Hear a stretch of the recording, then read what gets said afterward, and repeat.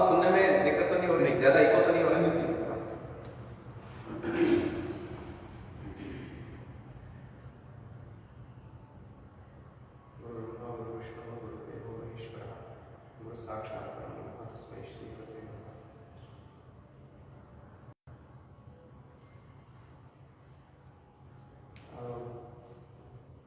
आज का जो विषय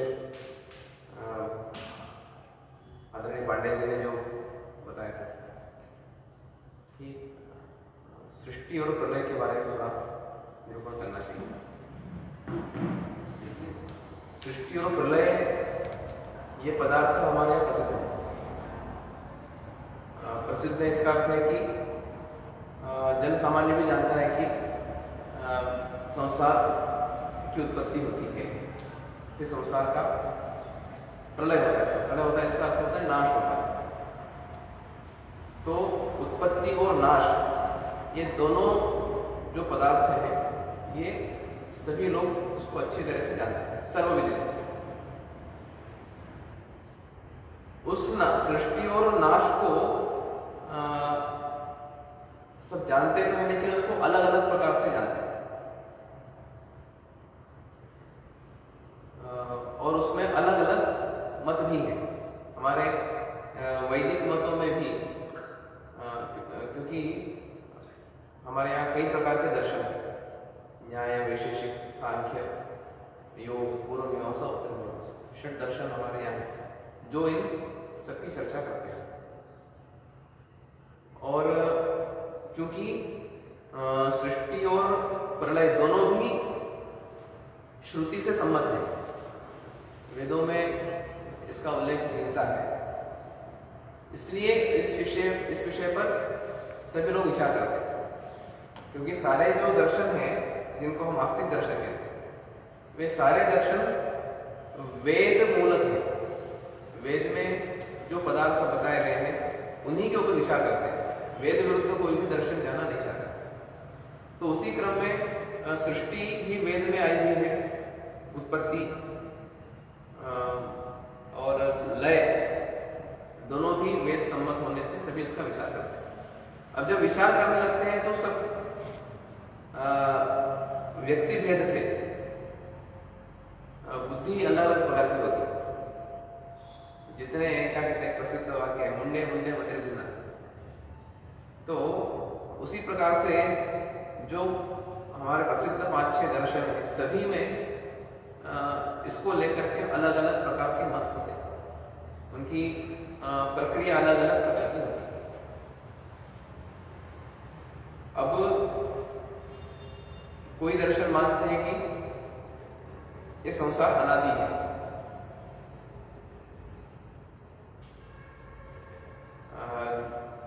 जिस प्रकार से कल था उसी प्रकार से परसों भी था, उसके पहले भी था, उसके पहले भी था, इस प्रकार से परिवर्तन होता है, लेकिन अनादि चला आ रहा है। कहीं प्रलय बीच में नहीं है। कोई प्रलय को मानते हैं और कोई प्रलय को दो प्रकार से मानते हैं, वो मैं आगे बताऊंगा। खंड प्रलय और महाप्रलय, इस प्रकार से प्रलय को दो प्रकार से स्वीकारा जाता है।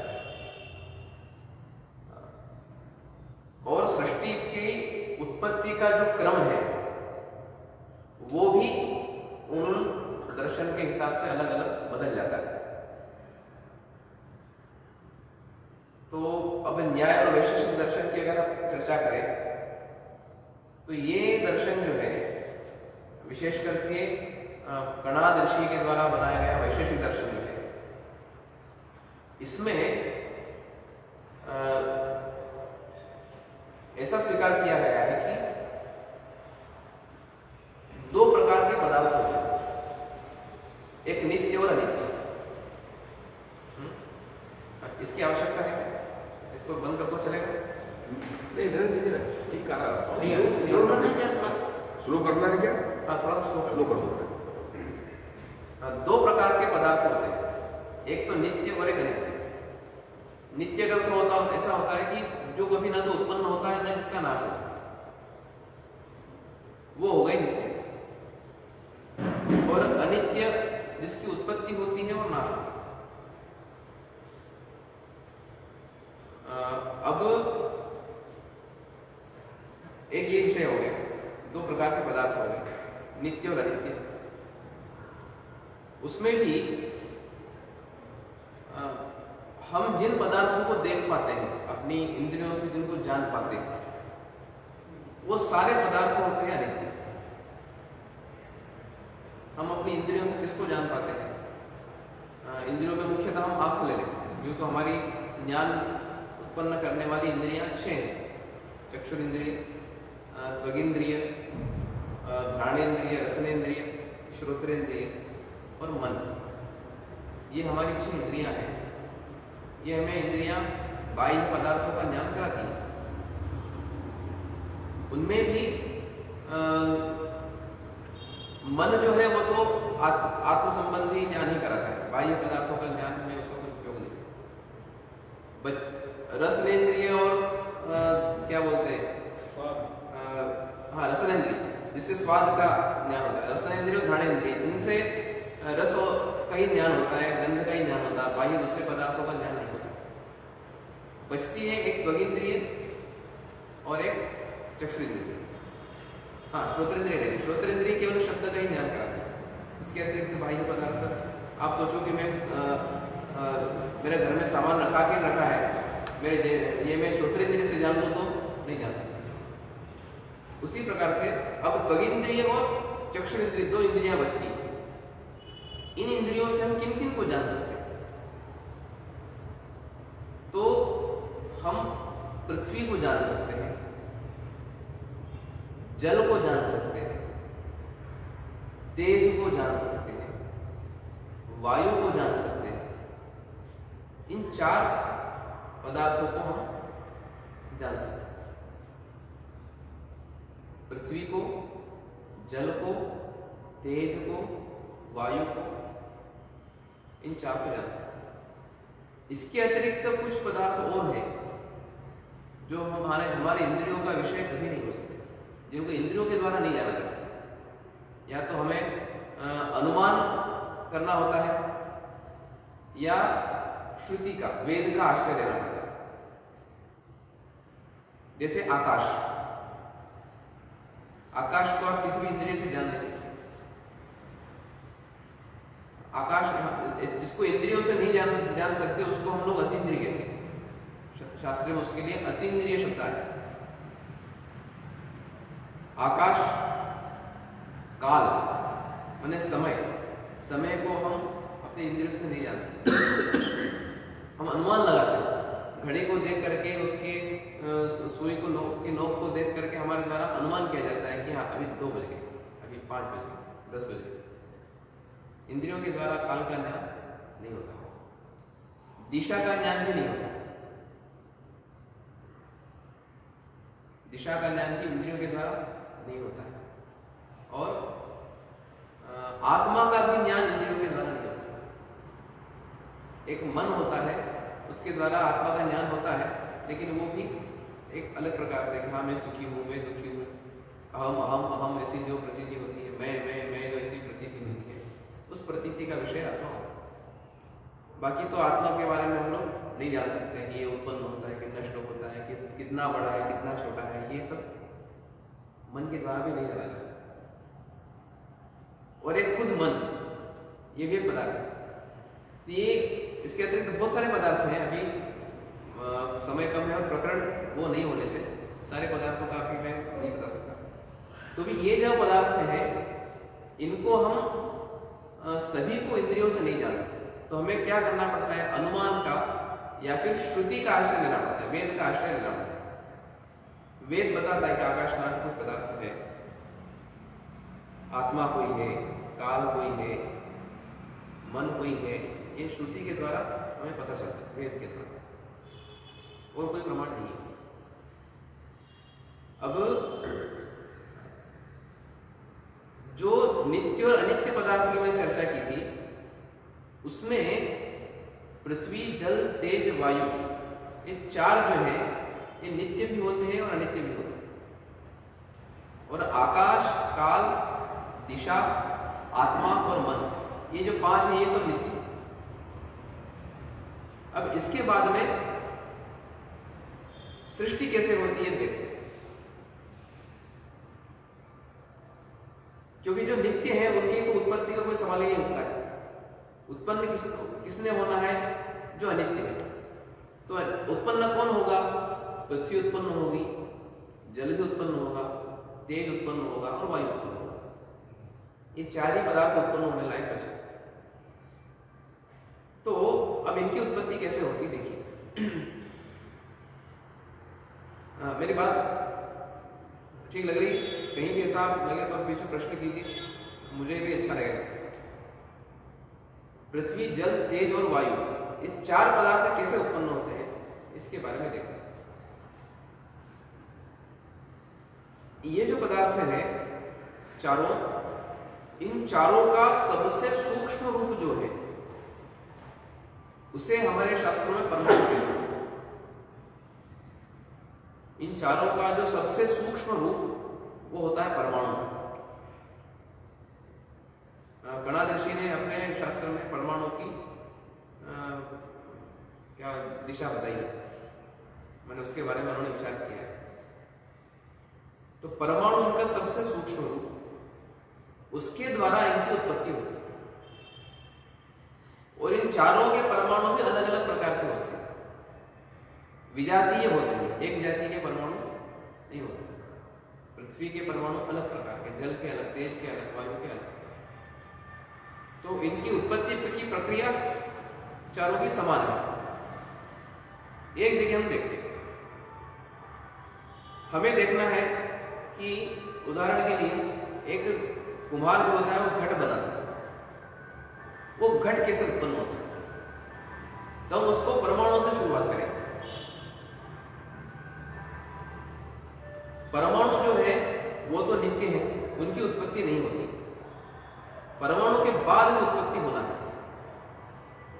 तो वहां ऐसा बताते हैं कि दो परमाणु जब एकत्र आते हैं, पृथ्वी के दो परमाणु जब एक जगह आते हैं, मिलते हैं, उन दोनों का जब संयोग होता है, शास्त्रीय परिभाषा में उसको संयोग बोलते हैं। उन दोनों ने इस प्रकार से अलग अलग चीजों ने इस प्रकार से आकर के जुड़ना, उसको संयोग कहते हैं। जब दो परमाणु का इस प्रकार से संयोग होता है तब जाकर के एक जणुक बनता है। दो परमाणु है, वो दो मिले तो एक जणुक बना। दो जणुक, दो अणु से बना, इसलिए उसको द्व्यणुक बोलते। यहां से उत्पत्ति हुई, इसके पहले उत्पत्ति नहीं है। यहां एक पहला अवयवी तैयार हो गया, एक पदार्थ उत्पन्न हुआ, जणुक। ऐसे तीन जणुक इस प्रकार से जब आकर के जुड़ते हैं तो एक त्रिणुक तैयार होता है। ऐसे चार त्रिणुक एकत्र आते हैं, मिलते हैं, तो एक चतुरणुक तैयार होता है। ऐसे पांच चतुरणुक जब मिलते हैं तो एक पंचाणुक तैयार होता है।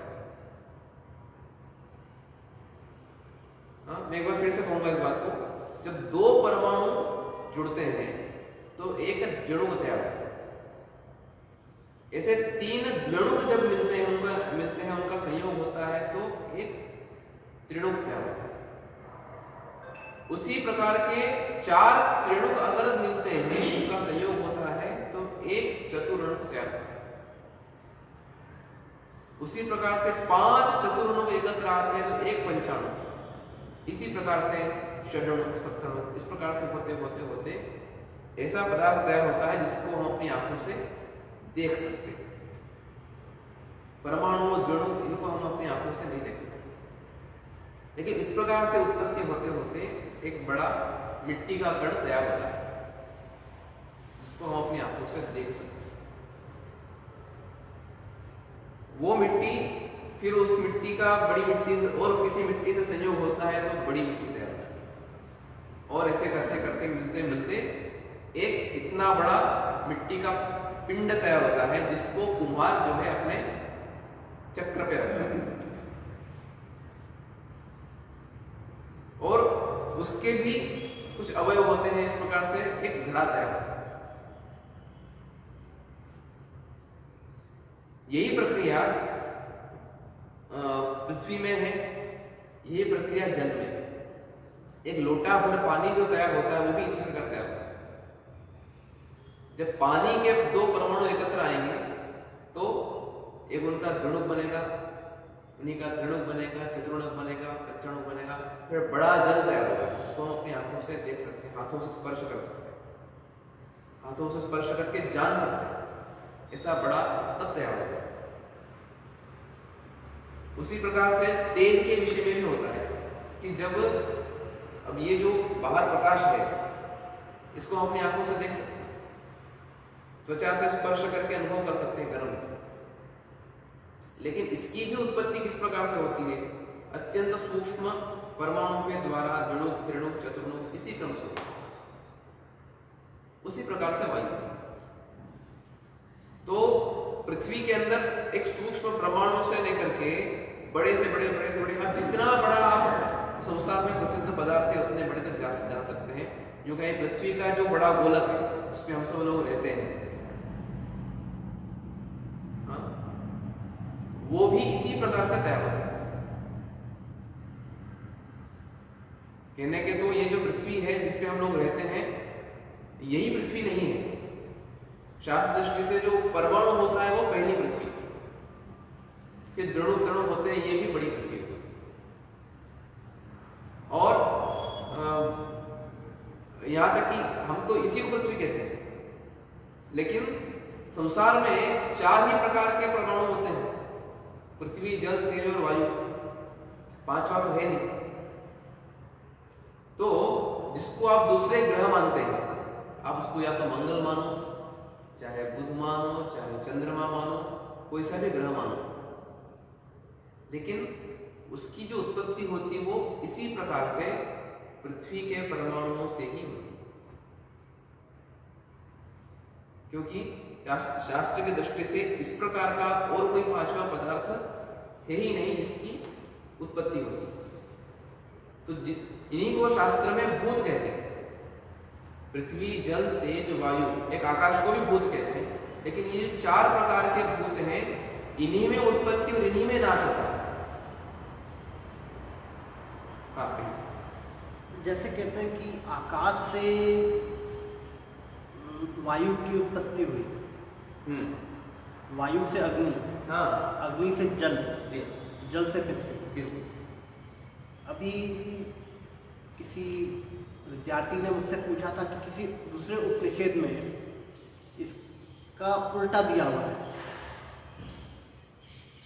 कि जहाँ पे अग्नि से जल है, और एरण्य उपनिषद में, मैत्रेय उपनिषद में जल से अग्नि दिया हुआ है। जल से अग्नि का तो कहीं नहीं आया है। मैं आपको इसका थोड़ा भेद बता देता हूँ। ये जो प्रक्रिया मैंने आपको बताई ये वैशेषिक शास्त्र के अनुसार आपने जो बताया, आकाश से वायु, वायु से अग्नि, उससे तेज, क्या अग्नि से जल, पृथ्वी, वो एक श्रुति वाक्य है। ये वेदांती लोगों के अनुसार प्रक्रिया, वेदांत शास्त्र के अनुसार प्रक्रिया, क्योंकि एक श्रुति ऐसी है, यतो वा इमानि भूतानि जायन्ते, नहीं क्या नहीं,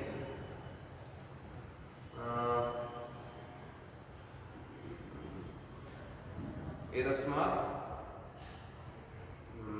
श्रुति है, आकाश संभूतः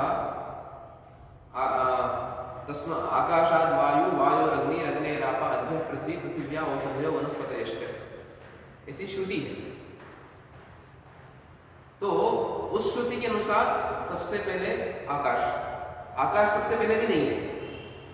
वो जो क्रम है वो ब्रह्म के द्वारा किस प्रकार से, चेतन के द्वारा किस प्रकार से सृष्टि उत्पन्न होती है वो है। वहां तो आकाश भी ब्रह्म के द्वारा, तस्मात् वा एकस्मात् आकाश संभूतः, आकाश भी जो है इस ब्रह्म के द्वारा ही आया है, इसी के द्वारा उत्पन्न हुआ, ऐसा वहां पर क्रम बताया गया। तो वहां पर आकाश से वायु, वायु से अग्नि, अग्नि से जल, जल से पृथ्वी, ये क्रम है। और वो उसमें जाएंगे तो प्रक्रिया पूरी अलग है। फिर आपको कभी एक दिन उसके अनुसार बताऊंगा। और आपने दूसरा एक जो बताया वो छांदोग्य उपनिषद में 3 ही द्रव्य बताए गए, पृथ्वी, जल और तेज। तो वहां तेज से जल, जल से पृथ्वी, इस प्रकार का कुछ विचार है छांदोग्य उपनिषद के 6ठे अध्याय में इस प्रकार का है। बाकी उल्टा तो जल से तेज वगैरह तो कहीं मुझे मेरे पढ़ने में तो नहीं आया, कहीं वो तो मुझे बताइए। तो हाँ, इसके ऊपर आपका क्या प्रश्न था? तो वो जो क्रम है, यहाँ पे अग्नि का कहीं तत्व आपने बताया नहीं। हाँ, बताता हूँ। मैंने बताया तेज, तेज के परमाणु, उससे कई प्रकार का आप तेज ले सकते हो। अग्नि ये भी तेज है, सूर्य ये भी तेज है। सूर्य भी दृश्य पदार्थ है। अगर ये गोलक उत्पन्न होता है तो इस प्रकार से, इसी प्रकार से तेज के 2 परमाणु एकत्र आएंगे, उससे ध्रुव, इसी प्रकार से सूर्य, ये प्रकाश, यहाँ तक कि ये जो प्रकाश है, ये सारा जो बनेगा उसी क्रम से बनेगा। मैंने तेज शब्द का अर्थ ऐसा हो गया कि जिसके अंदर गर्मी है, उष्ण स्पर्श जिसके अंदर है वो तेज, वो आप कुछ भी ले सकते। चंद्रमा भी हमारे यहाँ तेज पदार्थ में ही आएगा, उसकी जो किरणें होती हैं वो भी हमारे यहाँ तेज में ही आती है। वो प्रक्रिया अलग है कि वो कैसे वहां से प्रकाश आता है, इसका प्रतिबिंब होता है वगैरह, सारी बातें अलग है। लेकिन जितनी भी गर्म वस्तुएं वो सब तो आप तेज में बांट सकते हैं। लेकिन महाराज ये आधुनिक साइंस से बिल्कुल मेल नहीं खाता है। जैसे अग्नि है, अग्नि को कोई साइंस तत्व नहीं मानते हैं उसको। अग्नि एक प्रक्रिया है जलने की, जो एक हीट जब जनरेट होती है तो पदार्थ को परिवर्तित करती है, तोड़ देती है, वो गैसें बन जाती हैं। तो उसको कोई तत्व नहीं माना, एक क्रिया है अग्नि जो एक शुरू हो जाती है एक टेम्परेचर पे, वो तत्व नहीं मानते। इसी तरह पानी को भी तत्व नहीं माना, यौगिक माना है। अपने यहाँ से वो साइंस का मेल नहीं खाता है कहीं। इसको समझना पड़ेगा, समझाना पड़ेगा कि कहाँ त्रुटि है, इनका मेल हो जाए विज्ञान का। थोड़ा सा मैं इसमें बोलूँगा कि ये जो आपने बताया कि हिट है, अग्नि मतलब क्या आपने बताया? अग्नि एक क्रिया है जो एक हीट के बाद जनरेट होती है। हाँ, एक हिट के बाद, वो हिट क्या है? वो हिट क्या है? वो हीट है कि परमाणुओं में गति आ जाती है। वही तो हम कह रहे हैं, वही तो हम भी कह रहे हैं कि परमाणु है वहां पर। एक अग्नि कैसे उत्पन्न होगी? हम वैशिष्ट दर्शन के अनुसार एक जिसको आप आग को देख पा रहे हैं, या कुछ 2 प्रकार की आपको अग्नि दिखाता हूं। एक तो आप देख पाते हैं, आपके घर में चूल्हे में जलती है, दीपक में जलती है, वो उसको आप देख पा रहे हैं। एक अग्नि ऐसा है जिसको आप केवल अनुभव कर पाते, देख नहीं पाते, जैसे आपकी गाड़ी का साइलेंसर। हीट वहां भी है, हीट यहां पर भी है, लेकिन दोनों में भी अग्नि है। वो कैसे? वो इसी प्रकार से परमाणुओं के द्वारा। जब अग्नि जैसे होती है ना, अपन अग्नि मंथन करते हैं, पैदा करते थे वैदिक काल में, तो लकड़ी है, उसमें कोई हीट नहीं है, लेकिन जब उसको रगड़ा जाता है फिर हीट पैदा होती है। ऐसा होता है। आपने एकदम सही बात कही। लोहे को रगड़ करके इस प्रकार से अग्नि उत्पन्न की जा सकती है। हाँ, कोई भी पदार्थ रगड़ते हैं तो घर्षण होता है, हाँ, तो ऊष्मा पैदा होती है। ऊष्मा पैदा होती है, बरोबर है। लेकिन हमारे वैश्विक शास्त्र के अनुसार कैसा होता है कि जहां इसके परमाणु होते हैं, जहां तेज के परमाणु होते हैं, वहां उस प्रकार से आप जो बोलते हैं, हम रगड़ते हैं, मैंने परमाणुओं में क्रिया अपने आप नहीं होती है। अपने आप परमाणु क्या होता है? संसार में क्रिया 2 प्रकार से होती है। एक तो हो गया किसी का संयोग हो जाए, किसी का संयोग हो जाए तो क्रिया होती है। जैसे ये पदार्थ है, इसको मेरे हाथ का संयोग हो गया, इसके अंदर क्रिया हो गई। तो क्रिया के लिए, कहीं क्रिया होने के लिए संयोग जरूरी है। पेड़ों के पत्ते में क्रिया होती है क्योंकि वहां वायु का संयोग होता है, तो क्रिया होने के लिए संयोग जरूरी है, किसी का संयोग जरूरी है। अब परमाणुओं के अंदर की संयोग क्रिया होती है, वो दो प्रकार से होता है। एक तो सीधे सीधे हमारे जो क्रिया है उसके द्वारा उसमें संयोग हो जाता है, तो क्रिया हो सकती है। दूसरा, अत्यंत सूक्ष्म पदार्थ में जब क्रिया लेते हैं तो वहां वैशेषिक शास्त्र में अदृष्टवद आत्म संयोग बताया कि आत्म संयोग से वहां पर क्रिया होती है परमाणु के अंदर। जब पहली बार दड़ुक बनता है, या कोई समय पहली बार ऐसा छोड़िए, जब कोई दड़ुक बनता है, वो दड़ुक कैसे बनेगा? जब क्योंकि परमाणु में क्रिया होगी, वो परमाणु एकत्र आएंगे कैसे? जब तक दो परमाणुओं में क्रिया नहीं होगी, माने या दो परमाणु, या तो इन दोनों में क्रिया हो एकत्र आ जाए, या ये खड़ा है तो इसमें क्रिया हो जाए यहाँ आ जाए, या ये खड़ा है तो इसमें क्रिया हो जाए यहाँ आ जाए। इसी में क्रिया तो जरूरी है। वो क्रिया जब होगी तभी एकत्र आएंगे, तभी दड़ुक बनेगा। तो वहां भी संयोग बताया है कि परमाणुओं में संयोग होता है, इसका आत्मा का संयोग होता है। आत्म संयोग से वहां पर परमाणु में क्रिया होती है। आप बता रहे हैं कि जब वहां घर्षण होता है तो वहां पर हिट आती है। हम कहते हैं कि जब वहां क्रिया होती है, जब मंथन, जो मंथा है जिसको आप ऊपर से घुमाते हैं, वो जब घूमता है तो उसमें आपके हाथ में क्रिया हुई, हाथ में क्रिया होने से उस मंथा में क्रिया उत्पन्न हुई। उस मंथा में क्रिया उत्पन्न होने से वहां उस लकड़ी के अंदर या उस प्रदेश में जो तेज के परमाणु थे वो एकत्र आए, उस क्रिया से उनमें क्रिया हुई। उन परमाणु में हलचल होने से वो परमाणु एकत्र आते हैं, और वहां पर फिर जो है तेज, द्विणुक, त्रिणुक, चतुर्णुक, इस प्रकार से ऐसा सूक्ष्म क्रम से ही अकस्मात आपको जैसे हुआ तो आपको तुरंत बड़ी गर्मी नहीं लगती है। थोड़ी क्रिया होने के बाद में वहां गर्मी का आप अनुभव कर सकते हैं। मतलब क्या, पहले से सूक्ष्म गर्मी वहां पर है। आपने जैसे मंथन का तुरंत उसका स्पर्श नहीं आएगा, कुछ तो वहां पर है पहले से, कुछ पहले से है वहां पर। तेज के परमाणु पहले से वहां पर किसी अवस्था में है, या तो द्विणुक के रूप में है, या त्रिणुक के रूप में है, या परमाणु के रूप में, किसी न किसी रूप में वहां पर है।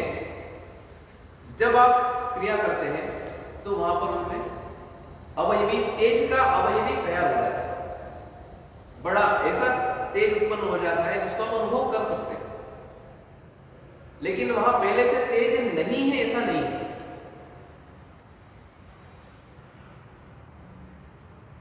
ये कह सकते हैं कि जैसे परमाणु में आधुनिक साइंस बताता है कि 3 जो है पार्टिकल होते हैं, प्रोटॉन, न्यूट्रॉन, इलेक्ट्रॉन। तो इलेक्ट्रॉन है वही तेज, वही इलेक्ट्रॉन से ही इलेक्ट्रॉन पैदा होती है, विद्युत पैदा होती है, और उससे तमाम क्रियाएं होती हैं, हीट भी जनरेट होती है इलेक्ट्रिक। ये मान सकते हैं कि उसमें वो अग्नि तत्व तो इलेक्ट्रॉन ही। हाँ, ये क्या होता है कि पदार्थ को विभाजन करने का एक अलग अलग तरीका है जी। आप संसार को कई बारों अलग अलग प्रकार से विभाजित कर सकते हैं। जैसे दो ही तो है संसार में, नित्य और अनित्य, तीसरा है क्या? संसार में दो ही तो पदार्थ है, जड़ और चेतन, तीसरा है क्या? उसी प्रकार से वैशेषिक शास्त्र ने 4 प्रकार के अलग अलग विजातीय परमाणु बताए। पार्थिव परमाणु अलग प्रकार के होते हैं, जल के परमाणु अलग प्रकार के होते हैं, तेज के अलग प्रकार के होते हैं, वायु के अलग प्रकार के होते हैं। अब आधुनिक साइंस ने उसको 3 प्रकार से विभाजित किया कि आप जो बोलते हैं न्यूट्रॉन, इलेक्ट्रॉन, प्रोटॉन, ये 3 प्रकार से आपने उसको विभाजित किया। तो ये पदार्थ वही है, लेकिन उनको देखने का तरीका अलग अलग है। अब सूक्ष्म तेज वो भी स्वीकार करेंगे और बड़ा तेज वो भी स्वीकार करेंगे। हीट को भी अब वो किस रूप में परिभाषित करते हैं मुझे नहीं पता, लेकिन हम उसको हीट को तेज के रूप में परिभाषित करेंगे, अग्नि को भी तेज के रूप में परिभाषित करेंगे, सूर्य की किरणों को, या कि इसके अंदर जो विद्युत है, वो जो पंखे को घुमाती है, टीवी को चलाती है, वो विद्युत को भी हम तेज के रूप में परिभाषित करेंगे। वो तेज के परमाणुओं के द्वारा बनाया गया एक अलग प्रकार का अवयव, क्योंकि हमारे केवल अग्नि ही परमाणु से उत्पन्न होती है ऐसा नहीं है। तेज की कई प्रकार के अवयवी तैयार हो सकते हैं। अवयवी शब्द आप समझ पा रहे हैं मैं क्या बोल रहा हूं? जिसके अवयव होते हैं उसको अवयवी कहते हैं, क्योंकि एक परमाणु को छोड़ करके बाकी सब अवयवी हैं। परमाणु के अवयव नहीं होते हैं, बाकी सबके अवयव होते हैं। तो उसको छोड़ करके बाकी सब अवयवी, तो तेज के कितने भी प्रकार के अवयव हो सकते हैं। जैसे एक उदाहरण बताता हूं, आपकी ज्योति, आंखों की ज्योति, ये भी इस शास्त्र की दृष्टि से तेज ही है। लेकिन ये किस प्रकार से उत्पन्न हुई? उसी प्रकार से, परमाणु से गुणु त्रिणु, उसी प्रक्रम से ये उत्पन्न होती है, लेकिन ये विजातीय अवयवी है। अग्नि से ये विजातीय है। जैसा अग्नि का उष्ण स्पर्श होता है, उससे प्रकाश होता है, वो सारे गुण धर्म इस प्रकार के तेज में नहीं है। उनके क्रम में यहाँ आंखों में ज्योति है, वो ज्योति बाहर निकलती है, किसी पदार्थ से जाकर उसका संयोग होता है, ये सारा उसके अंदर है। लेकिन आंखों से ज्योति बाहर जरूर निकलती है, लेकिन वो दिखाई नहीं देती।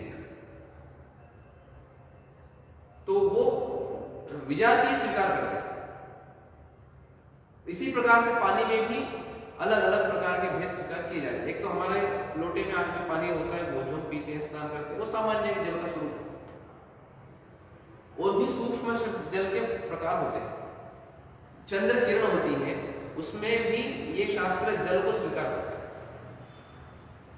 कहने के तो चंद्रमा का प्रकाश है, लेकिन वहां भी जल, सूक्ष्म जल का संबंध वहां पर ये शास्त्र स्वीकार करता है। क्योंकि चंद्रमा के प्रकाश से औषधियों को जीवन मिलता है, पोषण मिलता है। तो वहां भी जल को स्वीकार किया गया। तो किस प्रकार से? क्योंकि वो एक विजातीय है। परमाणु जो है मिलकर के अलग अलग प्रकार के अवयवी तैयार करते हैं, जल के अवयवी तैयार करते हैं। अब पृथ्वी में भी आप देखें कितने पदार्थ हैं अलग अलग प्रकार के। मिट्टी होती है, एक प्रकार की पृथ्वी ही है। पत्थर भी पृथ्वी ही है।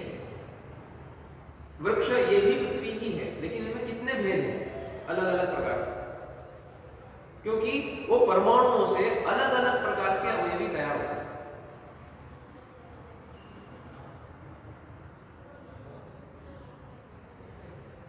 तो इस प्रकार से हाँ, और कुछ इसके विषय में आप हाँ, जल का बता रहे थे कि जल को भी तत्व नहीं माना है। जैसे अपने यहाँ माना जाता है पंच तत्व या रचित शरीर, 5 तत्व हैं, तो उसमें जल को यौगिक माना है साइंस में। ये 2 चीजों से बना है, 2 गैसों से, एक ऑक्सीजन और हाइड्रोजन। तो H2O बोलते हैं, H2O बोलते हैं। H माने हाइड्रोजन के 2 अणु और ऑक्सीजन का एक सिंगल अणु, ये मिला के और पानी बनाते हैं। बराबर। हाँ, वहां पर उन्होंने 2 अलग प्रकार के गैस से पानी बना ऐसा माना गया है। हाँ। हमारे यहाँ भी 2 परमाणु जब मिलेंगे तो ही जल को स्वीकार किया गया। लेकिन हर किसी गैस के मिलने से परमाणु जल तो तैयार नहीं होगा। आधुनिक साइंस में भी हर किसी गैस के मिलने से पानी तैयार होगा क्या? नहीं। आप ऑक्सीजन और हाइड्रोजन को ही मिला करके पानी को उत्पन्न बताएंगे। वैशिष्ट शास्त्र में भी वो किस प्रकार से परिभाषित करते हैं? जल के ही परमाणु हैं, जल के ही सूक्ष्म परमाणु हैं, और वो जब मिलते हैं तब जल का एक जड़ुक बनता है। आजकल यंत्रों से पानी को फिर अलग अलग गैसों में बांट लेते हैं। हाइड्रोजन अलग कर देते हैं उसमें से, ऑक्सीजन अलग कर देते हैं, और उससे फ्यूल का काम लेने वाले हैं। भविष्य में आविष्कार होंगे, इंजन बनेंगे, चलेंगे उससे। तो बाद में वो जब उनका दहन होगा आपस में, तो फिर वो पानी बन जाएगा। एक बात और है कि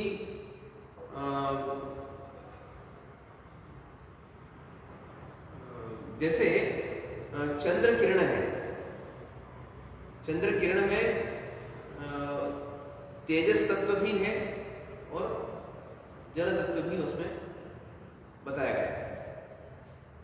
उसी प्रकार से जैसे आपका बाल्टी के अंदर गर्म पानी होता है, उसके अंदर जल भी है और तेज भी होता है। तो हो सकता है कि वो जिस प्रकार से जिन गैसों को अलग बता रहे हैं, उसी प्रकार से जो जल होता है, जो स्थूल जल है, सूक्ष्म जल है, जो स्थूल जल है, वहां पर अलग अलग प्रकार के वायु वहां पर हो सकते हैं, उनका वहां पर विरोध नहीं है।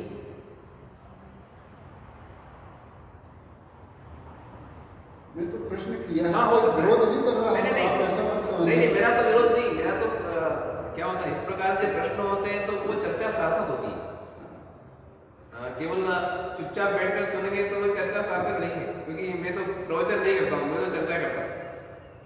तो मैं तो एक शास्त्र की जो प्रक्रिया है वो आपके सामने रखा हूँ, किस प्रकार से होता है, उस शास्त्र में किस प्रकार से। अब जहां तक है आधुनिक विज्ञान का और इसका विरोध, उसको और सूक्ष्म अभ्यास करके उसके सिद्धांतों के साथ चर्चा की जा सकती है। वो समन्वय है कहीं ना कहीं उसका जरूर है। वही बोल रहा हूँ, उसको और सूक्ष्म अभ्यास की आवश्यकता है। जी। अभी जो आपको मैं बता रहा हूँ, ये ऋषि के द्वारा जो बताई गई प्रक्रिया है जी, उसको बताया, क्योंकि क्या होता है कि शास्त्र का प्रयोजन क्या है, मोक्ष है। शास्त्र का प्रयोजन मोक्ष बताता है। तो मोक्ष प्रयोजन के लिए इसका ज्ञान कैसे उपयोगी होता है, क्योंकि वो ये चाहते हैं कि जो बाह्य पदार्थ हैं उनको आप इस प्रकार से पहले समझ लो ये क्या है, जिसको आप जानते हो, आंखों से देख सकते हो, वो क्या चीज है, उसको आप सामान्यतः जान लो।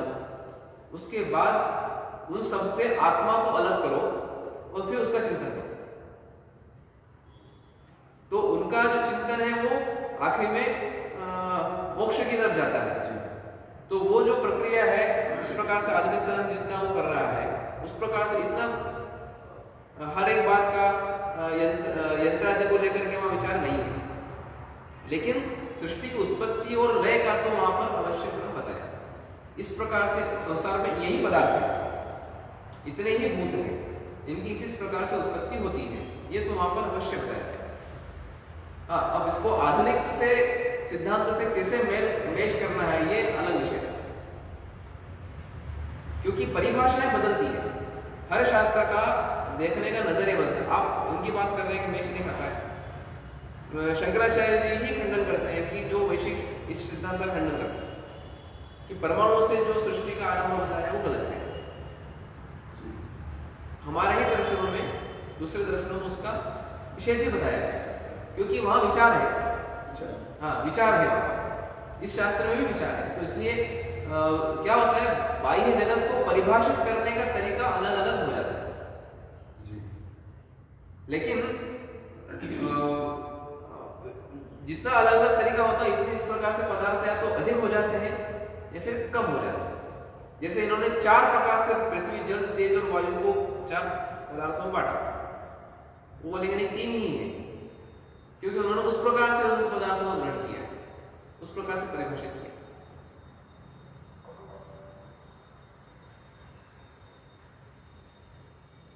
तो ये तो इस प्रकार से होती है सृष्टि, उत्पत्ति। सृष्टि करते हैं यहाँ पर उत्पत्ति इस प्रकार से होती है, चाहे वो आज ले लो या जब कोई नहीं था तब ले लो, उत्पन्न होगा तो इसी प्रकार से कोई भी पदार्थ उत्पन्न होगा। और भी इनमें पदार्थों में फर्क बहुत है, आज एक ही क्लास में सब नहीं बता सकता, क्योंकि उस शास्त्र की एक शैली होती है पदार्थों को बांटने की। वो जब तक सारे विभाग समझ में नहीं आते हैं तब तक उसको पूर्ण रूप से बता ही नहीं जा सकता। विभाजन, वर्गीकरण, वो सारा वर्गीकरण समझना पड़ेगा। आपने यहाँ पे जो चार तरह के जो परमाणु बताए हैं, उसमें वायु और अग्नि समाहित एक ही है, अलग अलग।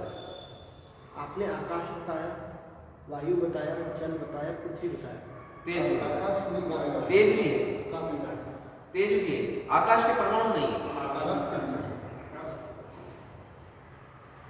पृथ्वी, जल, तेज और वायु इंद्रियों से परे है आकाश में। हाँ,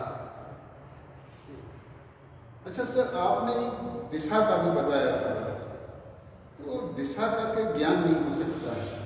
इंद्रिय से ज्ञान नहीं हो सकता। आप आंखों से ये दिशा ऐसा नहीं देख सकते। तो अब आंखों से ही तो पता करते हैं कि सूर्य पूरब से उग रहा है। हाँ, ये परछाई है। बराबर है। आंखों से क्या पता करते हैं? जिधर से सूर्य उगता है पूर्व सूर्य, है, आंखों से हम सूर्य को देख रहे हैं। तो उसी से दिशा का पता लगता हाँ, उससे दिशा का पता लगता है ये पूर्व है। है जी। बिना सूर्य को देखे तो इंद्रियों का तो उपयोग है ना उसमें। उपयोग अब अंधा हाँ। अंधा तो नहीं बता सकता है। बराबर, उपयोग जरूर है, लेकिन वहां क्या है, इंद्रिय के द्वारा हम प्रथमतः सूर्य का उदय देखते हैं, और उदय देखने के बाद में अगला जो ज्ञान है वो अनुमान है। सूर्य का जो उदय है वो इंद्रियों से देखा, वो उस तत्पश्चात जो ज्ञान उत्पन्न होता है कि हाँ ये प्राचीन है, ये पूर्व है, ये जो ज्ञान है वो अनुमान है।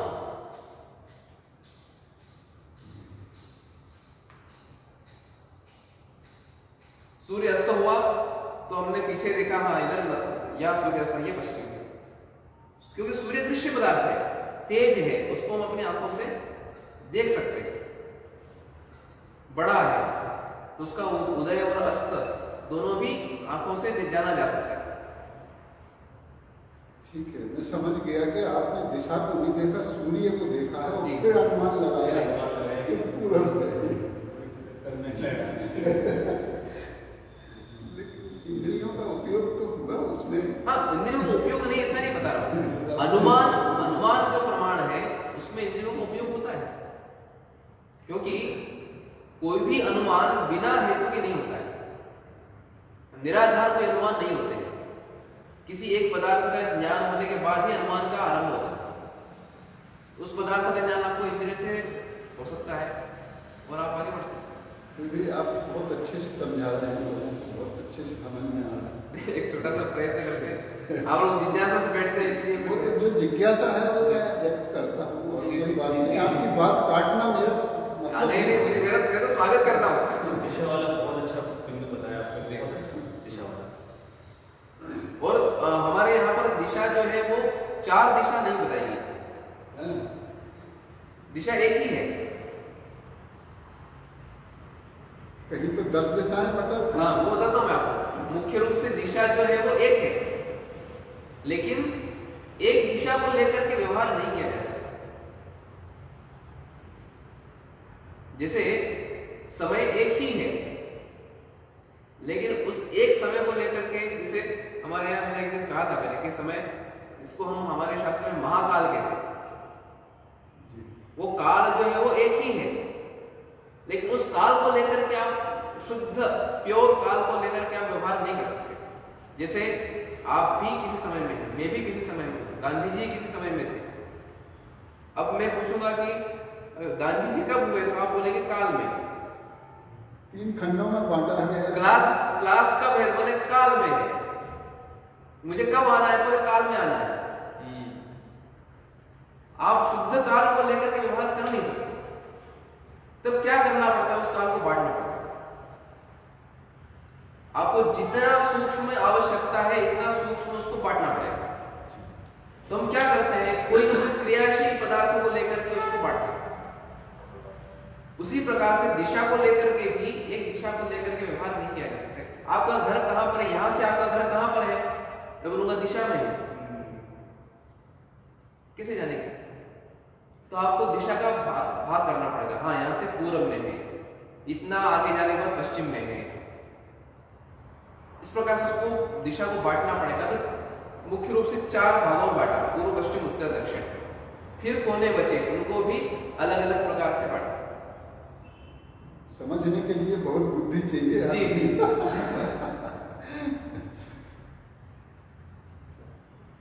तो जिस प्रकार से अब ये तो हो गया सृष्टि, अब प्रलय बचा है जी। तो या तो समय हो गया तो यहाँ विराम करें, अगले किसी सत्र में प्रलय की चर्चा करेंगे, या फिर हाँ हो गया सब आप लोग सूक्ष्म में आप सूक्ष्म में बता देते हैं। संक्षेप में। हाँ, क्या होता है कि जिस क्रम से उत्पत्ति उसी क्रम से फिर नाश होता है पदार्थ का।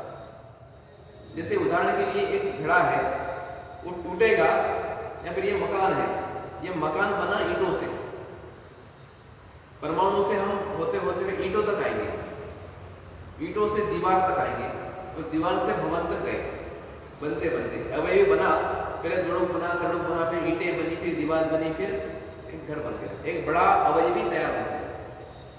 अब इसका नाश होना है, तो नाश होगा तो क्या होगा?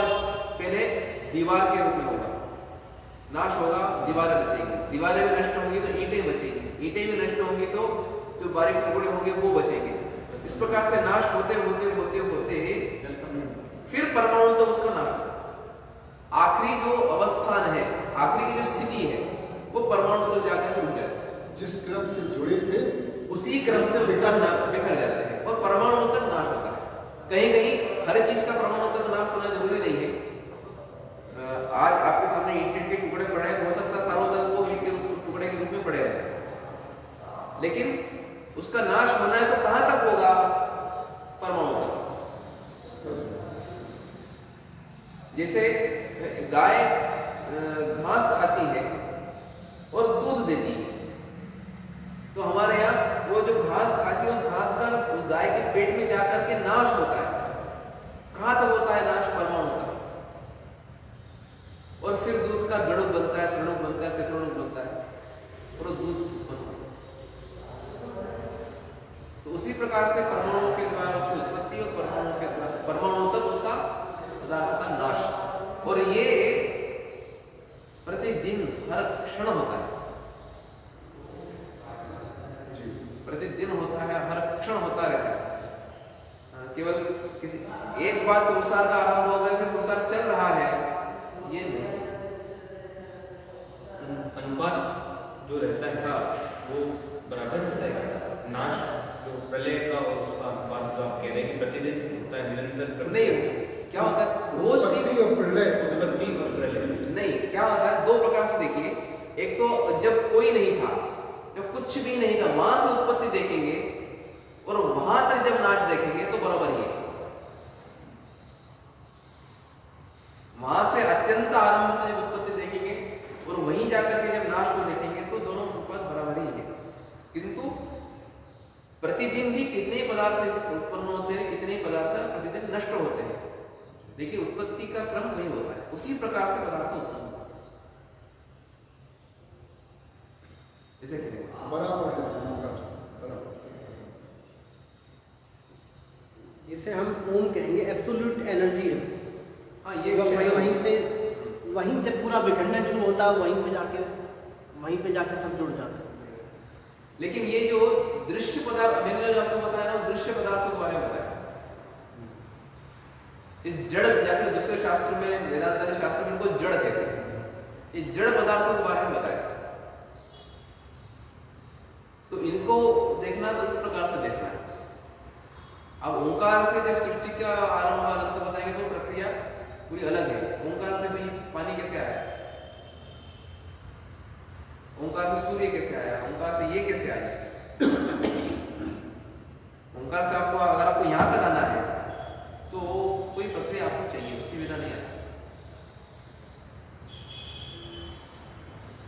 और वहां पर एक श्रुति ही प्रमाण मानना पड़ेगा।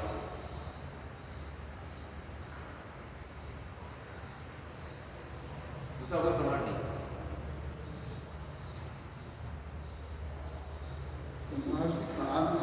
वैसे शास्त्र जी, जैसे मैं आपसे चर्चा करना चाह रहा था कि जैसे आपने कहा कि जिस तरह से घास का गौ माता के उदर में जाके उस परमाणु तक प्रलय होता है, फिर एक दूध के सृजन की प्रक्रिया शुरू होती है। तो वहां पे दोनों का स्वरूप अलग अलग है जो बन के निकल रहा है। जैसे भले ही जैसे हम दूध का पनीर में देखें तो वहां पे उसका पदार्थ में काफी कुछ एक तुलनात्मक सिमिलरिटी है। हम ये भी कह सकते हैं कि एक सृष्टि जो बन के जो प्रलय की तरफ बढ़ रही है, और उसके बाद एक काल आता है जहाँ पे हम कहते हैं कि शून्य काल होता है या संधि काल होता है, और वहाँ पे संधि काल के बाद फिर से एक निर्माण शुरू होता है। तो हो सकता है कि जो पहले सृष्टि हो और जो बाद की सृष्टि हो उसमें अंतर हो, उसके स्वरूप में अंतर हो। संभव है, क्यों नहीं? बिल्कुल संभव है। उस समय का इंसान भी अलग हो, उस समय की प्रतिक्रियाएं भी अलग हो, ये सारी क्या होता है यहाँ पर एक मैंने कहीं चर्चा नहीं की, सारी प्रक्रिया में चर्चा नहीं की। वो एक आता है कि एक तो ईश्वर की इच्छा और प्राणियों के अदृष्ट पुण्य या पाप, जिसको हम शास्त्र में अदृष्ट कहते हैं, वो भी इसमें सहकारी कारण होते हैं इस सारी प्रक्रिया में। वो कभी मैं बताऊंगा। तो वो जिस प्रकार से होते हैं उस प्रकार से परिवर्तन होता है। परिस्थितियां जैसी बनती हैं, नहीं, कारण सामग्री जैसी होती है। हाँ, वही जिसको आप परिस्थिति कह रहे हैं, हम उसको कहेंगे कारण। पदार्थ को किसी एक कण को भी उत्पन्न होने के लिए कारण चाहिए, बिना कारण के कार्य होगा ही नहीं। तो जैसे कारण सामग्री को इस प्रकार से कार्य होता है। तो कारण कहाँ से पैदा होता है? कारण परिस्थितियां हैं तो पैदा नहीं, वही कह रहा हूँ मैं, वही परिस्थिति को आप कारण कह रहे हैं। परिस्थितियां कोयले को हीरा बना देती हैं, जैसे आप सत्ता और परिस्थितियां हीरे को कोयला बना देती हैं। आप वही कारण, आप परिस्थिति कह रहे हैं, मैं वही कारण बोल रहा हूँ। मैं इसका एक उदाहरण देना चाहूँगा, अगर आपकी आज्ञा। अगर हम जितना ज़्यादा सूर्य से दूर होते जाएंगे, उतना ज़्यादा जो दूर वाले ग्रह जो हैं वो अंदर से उनका जो मास है वो कमज़ोर हो, मतलब कम होता है, या फिर वो उसका जैसे जुपिटर है, बृहस्पति है और शनि है, उनका जो अंदर का जो केंद्र है वो बहुत ही जिसमें गुरुत्वाकर्षण की कमी है। यहाँ तक कि हम कहते हैं बृहस्पति का पूरा तूफान है, अगर आप एक साइड से जाएंगे तो दूसरी साइड से निकल सकते हैं। जबकि जितना मास मरकुरी का जो सेंटर में ज़्यादा है, उतना अगर आप दूर अगर नेपट्यून में देखेंगे तो सबसे कम है, क्योंकि जितना दूर जा रहे हैं टेम्परेचर भी कम हो रहा है और प्रेशर भी कम हो रहा है।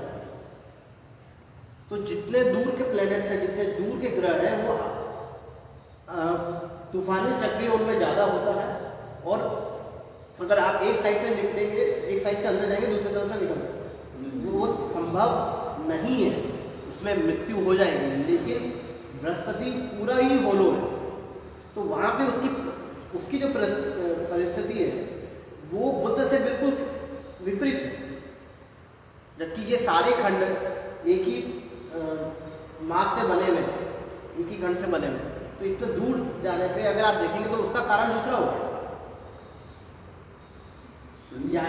जैसे हमारी धरती पे अगर जल है और अगर शुक्र पे अगर जल नहीं है, या मार्स में अगर हम के उसकी परिस्थिति को वो लाल दिखाई देता है और हमारा उल्टा दिखाई देता है, तो अगर अलग रंग है तो हर ग्रह की परिस्थिति अलग अलग है, वहाँ पे टेम्परेचर अलग है, प्रेशर अलग है, तो सब एक जैसे क्यों नहीं दिखाई देते?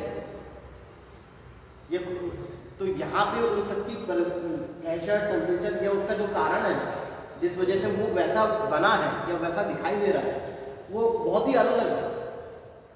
तो वो क्यों अलग है? क्योंकि वहाँ पे अगर वो सूर्य से दूर हो रहा है तो वो उतना कंपैरेटिवली जो मंगल है वो पृथ्वी से ज़्यादा ठंडा है, और जितने प्लैनेट्स और दूर होते जाएंगे और ज़्यादा ठंडे होते जाएंगे, क्योंकि वो सूर्य से दूर होते जाते हैं।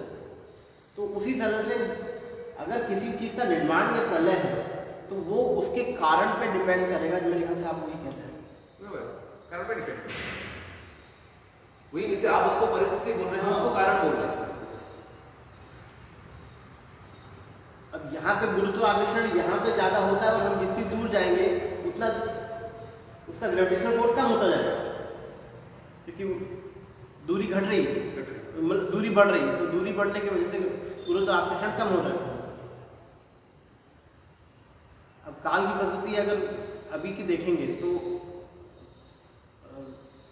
ये है कि अभी के काल में, कलयुग में वैसा काल नहीं है जैसे सतयुग या द्वापर में था।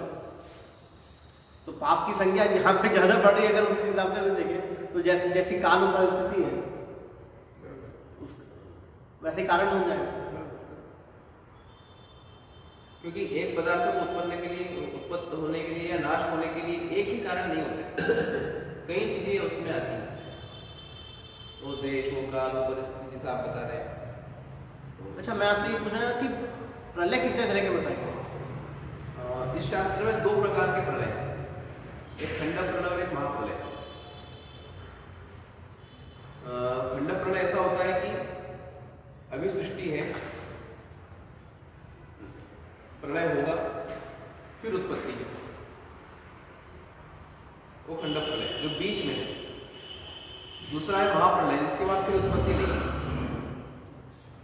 पृथ्वी का भी विनाश हो जाएगा। जितने भी अवयवी हैं, जितने भी अवयवी, सबका नाश।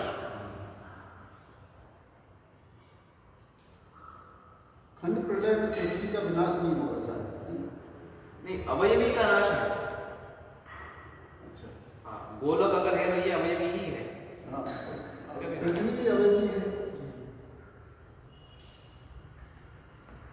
तो हम किस पदार्थ को अव्यय मानेंगे और किस पदार्थ को नहीं मानेंगे? महाप्रलय की संज्ञा में क्या है? ऐसा होगा कि जिसके बाद फिर कोई अवयव नहीं है, या दो पदार्थों से जुड़ करके बना है, या 2 या 2 से अधिक पदार्थों से जुड़ करके बना है, वो अवयवी है।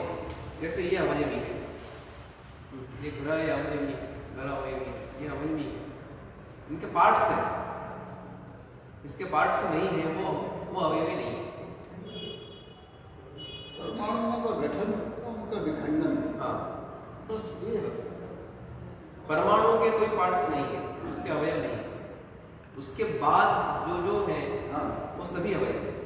जैसे हम कहें आकाश का विखंडन नहीं हो सकता, नहीं हो सकता। नहीं हो सकता।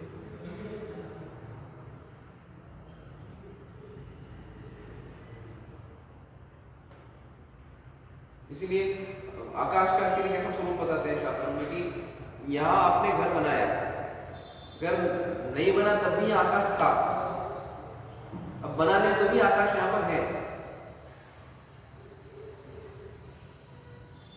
ऐसा नहीं होता है कि जब घर बन गया तब आकाश सरक गया, या घर टूट गया फिर आकाश आ गया, वो वहां पर कुछ नहीं होता।